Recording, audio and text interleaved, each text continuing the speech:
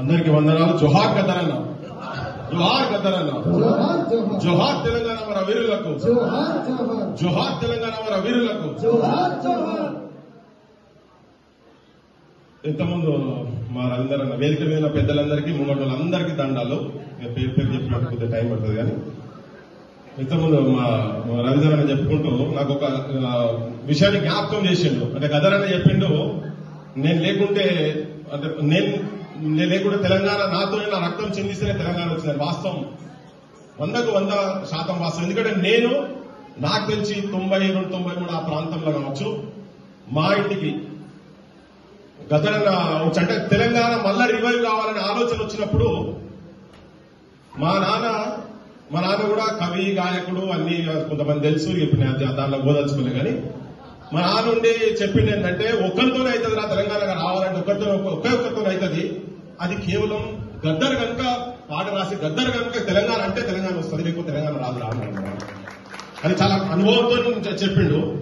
తర్వాత ఇంకొక వ్యక్తి చెప్పింది ఏంటంటే చెన్నారెడ్డి. సరే చెన్నారెడ్డి ఏం వేగం తీసుకెళ్ళాం ఏం చేసిండు తర్వాత సంగతి. కానీ చెన్నారెడ్డి కూడా ఇదే మాట చెన్నారెడ్డి కూడా అంటే అప్పుడు కొంతమంది పోతే అరే సత్తన నా దగ్గరకు వచ్చింది నేనే సంగం రెడ్డి వాంటాడు ముచ్చర్లో వాంటాడని కింద ముచ్చరత్న గారు పాట పాడుతుంటే నేను అనేటోని ఆయన నా దగ్గరకు వచ్చి అడుగుడేందని చెప్పి వచ్చి కూర్చొని మాట్లాడినప్పుడు అది నాకు ఇలా మా రవీంద్ర మాట్లాడుతూ నాకు గుర్తుకొచ్చింది. వాస్తవం కూడా ఒకే ఒక్క వ్యక్తి ఒకే ఒక్క పాటలతోటి తెలంగాణ సమస్యల గురించి, తెలంగాణకి ఏం కావాలి, తెలంగాణ ఎట్లా బాధపడుతున్నది, తెలంగాణ ఎట్లా కోసపడుతున్నది అనేది ఒక గద్దరన్న మొట్టమొదలు వివరించినట్టుగా కొన్ని పాటల్లో మిత్ర కూడా వివరించిండు.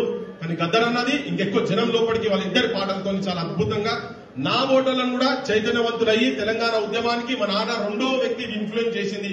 తెలంగాణ ఉద్యమానికి కావచ్చు ప్రజా సమస్యల గురించి పనిచేసేందుకు రెండో వ్యక్తి ఇన్ఫ్లుయెన్స్ చేసింది గద్దరన్న. మా నాన్న తర్వాత ఇన్ఫ్లుయెన్స్ చేసింది గద్దరన్న. నేను గర్వంగా చెప్పుకుంటున్నాను.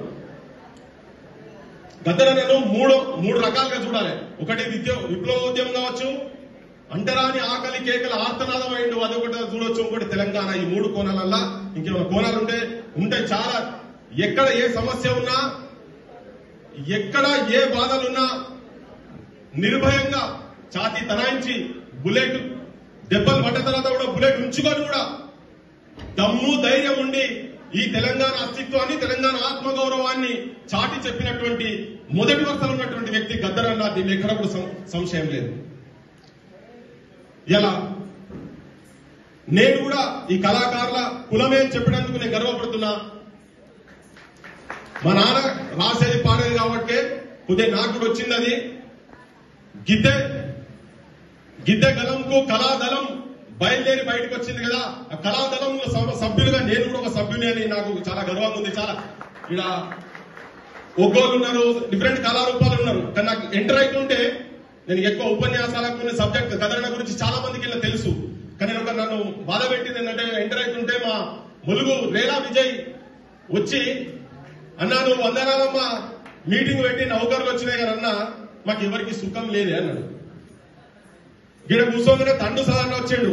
ఇట్లా బట్టి జర బాధతోని గలెబిలాయిస్తుండు. ఏంది అంటే నాకు గుండె ఆపరేషన్ అయింది అన్నాడు. ఎప్పటికీ నవ్వుతుంటాడు కూర్చొని మా బుల్లెట్ ఎక్కడ ఏ మీటింగ్ నా లోపల ఏం బాధలు ఉంటాయో ఎరగలే. ఇంకోటి మైకోటగా చెప్పి నీ మీటింగ్ పెట్టేటందుకు ప్రభుత్వాలు పెట్టాల్సినటువంటి మీటింగ్ పెట్టేటందుకు మా రామ్నర్స్ చైలు కుదో పెట్టినట్టు నాకైతే తల వంచి అవమానంతో నాకు మంచిగా అనిపిస్తలేదు. భయ్ క్లియర్ గా చెప్తున్నాను. ఏ ఇంటికి పోయినా, ఏ కుటుంబానికి పోయినా, ఏ కళాకారుల సారథితో ఉద్యోగాలు రావచ్చు. కానీ అప్పుడే అనుకున్నాం మీరు జర్ర ఓకే పట్టండి ఆర్డర్స్ తీసుకుందామని చెప్పిన నేను. మీరు ఆర్డర్స్ తీసుకుందాం. ఆ సభ పెట్టినాడు నాకు తెలుసు అనిల్ అనుకుంటా మాట్లాడుకుంటా చెప్పిండు. ఇప్పుడు ఎందుకు ఈ మీటింగ్ పెట్టిండు అర్థమైతే లేదు. వందనాలమ్మ మీటింగ్ అప్పుడే ఎవరికి ఏం చెప్పలే. ఆ మీటింగ్ లో చెప్పిన మొట్టమొదటిసారి ఉండి ప్రశ్నిస్తాడు. వాళ్ళనే చరిత్ర గుర్తుపెట్టుకుంటది. చరిత్ర పుట్టాలల్లా వాళ్ళ పేర్లే ఉంటాయి. ఇలా నేనందరికి ఇంకొకటి గద్దరన్న ఏసాలేసు ఏమనుకోకండి, ఎవరేమనుకోకండి. కానీ బాధలు ఉంటాయి, ఇబ్బందులు ఉంటాయి, అన్ని ఉంటాయి. కానీ నాకు ఒక విషయంలో చాలా బాధ అనిపిస్తుంది ఏంటంటే ఇంతకుముందు పదే గద్దరన్న నన్ను కాపాడండి మా రామ్నర్స్ చెప్తే మా వరంగల్ శ్రీను ఫోన్ చేసి నాడికెళ్ళి అన్న మన రామ్నర్స్ హాస్పిటల్ ఉన్నాడన్నా అని చెప్పి చేస్తే కళ్ళు పచ్చగా అందరు కళాకారులకు విజ్ఞప్తి చేస్తున్నది. నాకు చాలా బాధ అయింది. ఒక 10-20 సార్లు పోదాం అనుకున్నా కానీ పోబుద్ది కాలే. ఎందుకంటే రామ్నర్స్ మీద ప్రేమతో ఆ మనిషిని బెడ్ మీద అట్లా చూడదలుచుకోలేదు. నేను చెప్పిన నీ అటువంటి కళాకారులు ఇట్లా పోవద్దు, ఇట్లా ఇబ్బందులు పడద్దు, మీ అలవాట్లు కూడా జర మార్చుకోండి. మీరు ఎవ్వరు ఏమనుకోవద్దు, కానీ జనంలో కూడా ఉంది. ఇవాళ మీటింగ్ పెడుతుంటే చాలా మంది బయట అనుకుంటున్నారు ఏదైనా దుకాణం మొదలు పెట్టిరా భయ్, వాడు వేసుకుంటుండు ఫుల్ అట అకౌంట్ల కన్నా మొత్తం ఇప్పుడు అన్ని ఫోన్ పేలు గూగుల్ పేలు అట మొత్తం గిద్దరు అన్నారు కానీ అకౌంట్ లో పొట్టు పైసలు వీడికి వచ్చినాక ఇప్పుడు తెలిసింది కదా. టీవీలలో ఇంట్లో చూడండి, కళాకారుల బాధలు కేవలం తనకున్నటువంటి గద్దరన్న మీద ప్రేమ అభిమానము ఆ రూమ్ లో ఉండి అదే డాక్టర్ తోని ట్రీట్మెంట్ చేయించింది కాబట్టి ఆ అభిమానంతో కూర్చొని పెడుతున్నారు. అయ్యా కళాకారులారా, వేదిక మీద కావచ్చు, కింద ఉన్న కావచ్చు, మీరు నిజంగానే రాజ్యాలు కూలగొట్టగలుగుతారు, రాజ్యాలు మార్చగలుగుతారు, ముఖ్యమంత్రులను కూడా మార్చేటువంటి దమ్ము ధైర్యం సాహిత్యం మీ లోపల ఉన్నది. కానీ ఒక్కటే కొంతమంది దగ్గర లోపించేది ఏంటంటే మీకు దండం పెడుతున్నా ఎన్ని ఇబ్బందులున్నా మీరు వ్యసనాలకు అలవాటు పడకండి. తెలంగాణ ప్రజల బాధలను ఒకసారి మీరు గుండె మీద వేసుకొని దయచేసి చెప్తున్నా, మేము కాపాడుకుంటాం, మా సొంతలో ఉన్నాం, ఇంకా మా సొంతలో ఉన్నాం. చాలా మంది వేదిక మీద ఉన్న కూడా ఇక్కడ ఉన్నారు, కాశ్మీర్ కావచ్చు, రవీంద్ర కావచ్చు, వాళ్ళందరూ చాలా మంది ఉన్నారు. మేము కాపాడుకునే ప్రయత్నం మేము చేస్తాం, మీ వాయిస్ గా మేము ఉండదలుచుకున్నా మేము ఉంటాం, మాతో అయిన కాడికి మేము చేస్తాం. కానీ దయచేసి అలవాట్ల సైడ్ మాత్రం పోకండి. ఈ ప్రభుత్వం మీద ఒత్తిడి తీసుకొచ్చి ఒక 5,000 మంది కన్నా ఇమీడియట్ గా, అంజనా నువ్వు ఏం అప్లికేషన్ పెడుతున్నా నాకు ఎరకలే కానీ ఒక 5,000 మంది ఇమీడియట్ గా తెలంగాణలో ఉన్నటువంటి ఈవెన్ వాళ్ళు కూడా ఎవరు వస్తే వాళ్ళకి డబ్బు కొడితే వాళ్ళు అప్పటి నుంచి 3 గంటలు చేసాలేసి కూర్చున్నారా, వాళ్ళకు ఇవ్వాల్సిన అవసరం ఉందా లేదా? ఎంతమంది వాళ్ళకి సెలక్షన్ చేయను, సెలక్షన్ చేయ ఒక 5,000 మందికి ఇస్తే మూల్యం పోతుంది అంటున్నా. 10,000 ఇమ్మీడియట్ గా అయితే మీరు అప్లికేషన్ ఇచ్చినప్పుడు కూడా కోచింగ్ చేయకండి. ఒక 700 మంది ఉన్నారు, 800 మంది ఏం లేదు, డబ్బు కొడుతోడు కావచ్చు. మా వాజిద్ ఉన్నాడని నా చిన్నప్పటి నుంచి చూస్తున్నా, కొడుతున్నవాడు ఆడపోతే డబ్బు కొడుతూనే ఉంటాడు. నువ్వు నౌకరు ఉందో నాకు ఇరకలే. ఒకవేళ ఉందా ఏం నౌకరా 25,000 రూపాయలు పుసుకులో పోతే ఇంట్లోకి ఏం ఉండదు, ఉంటుందా? ఇలా పెన్షనా పాడాది ఉట్టి వేసుకుని ఏంటంటే గిద్దరామ్ నర్సంటోళ్ళు వడ్లకొండ అనిలు మా యోచనలో వీళ్ళందరూ బయటికి పోతే తూటా లెక్క పాటలు పాడతారు, జనం వాయిద్యం వల్ల మా ప్రభుత్వం మీద రియాక్ట్ అవుతారు కావచ్చు అని వీళ్ళ కనీసం ఏంటంటే తిండి లేదు కాబట్టి ఆకలితో ఉన్నారు కాబట్టి నేను 4 పైసలు ఇస్తాను వాడు కూర్చుంటారని చెప్పని చూస్తున్నారు. అంతనే గత 10 ఏళ్ల గదే జరిగింది. కానీ వీళ్ళు అగ్గి పోరాటాలు గద్దరన్న కాంపిటీషన్ ఎందుకంటా చార్లీ చాప్లిన్ వేషం వేసి కాంపిటీషన్ పెడితే అట్లా చార్లీ చాప్లిన్ అటెండ్ చేశారంటే ఆయనకు 10-11 స్థానం వచ్చిందట. చార్లీ చాప్లిన్ దానికి అటెండ్ చేస్తే ఇలా మా గద్దరన్న వేసాలు వేసి కనుక తిప్పేది ఉంటే గద్దరన్నది కూడా ఇంకెక్కడ పోతుంది కావచ్చు, గద్దరన్న కనుకుంటూ ఉండేది ఉంటే. అంటే అద్భుతంగా జనాన్ని ఇన్ఫ్లుయెన్స్ చేసి జనాన్ని చైతన్యవంతులను చేసి తుపాకీ పట్టించిన వాళ్ళు కదా. ఉట్టినే రాలే తెలంగాణలో కళలతోటి పాటలతోటి అట్లా ప్రధాన భూమిక గద్దరన్న వహించండు, తుపాకీ పట్టించింది. ఇలా మీ దగ్గర కూడా ఆ దమ్మున్నది. మీ తెలంగాణ మీ గురించి చూస్తున్నది. కులమ సింహాలై మీరు లేవాల్సిన అవసరం ఉన్నది. మీ సాహిత్యము మీ పాటలు కేవలం మీ దగ్గర నిజాయితీ ఉన్నది. కొన్ని గద్దరన్నకు లేకుండా చూడలేదా? వీళ్ళు వెన్నెల సూర్యం కష్టాలు చూడలేదా? వాళ్ళు కష్టపడలేదా? ఎంత కష్టపడరు? గద్దరన్న భార్య కూడా చిన్న కంపెనీలో పనిచేసింది, కానీ ఎక్కడ కూడా సత్యం వరకు కూడా ఆయన ఎక్కడ రాజ్యానికి తలవంచలే.